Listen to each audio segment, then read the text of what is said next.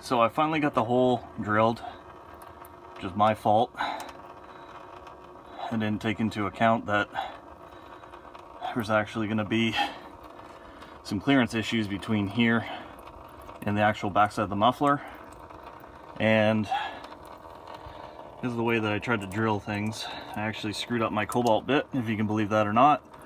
So I actually made this hole with just the standard titanium coated bit that I picked up at Canadian Tire. So we'll see how this goes. It's clear that there was quite a bit of water in there. Yeah, I just wanted to mention that I've got the car backed up on rhino ramps. It's not only to get underneath of it, but it's also to give me clearance to everything. And it also made the muffler, that's what I'm trying to say, the muffler go backwards, or not be leveled, so that all the water will kick to the backside here. I also have the car blocked at the front wheels, and I also have the parking brake on. So we're gonna let this drain. I really wasn't expecting this much water. I'll also mention too that you can see that this connector here, this stainless 2-inch connector, is cracked, and there is some residual carbon buildup and exhaust buildup, but I did test this to make sure that it wasn't the source of my leak, and everything seemed tight.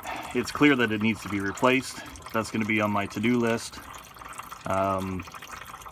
but for now we're just going to let this drain. I'm sorry for the shaky video, folks. This is just done on my iPhone. I don't have the budget that some other YouTubers have.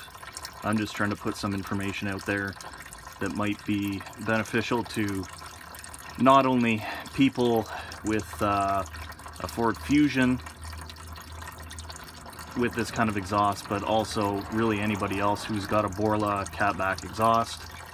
Some of you might be wondering, well, you know, why put a exhaust system like this on a 2010 Fusion? Well, this Fusion Sport was the only Fusion available with the 3.5 naturally aspirated V6.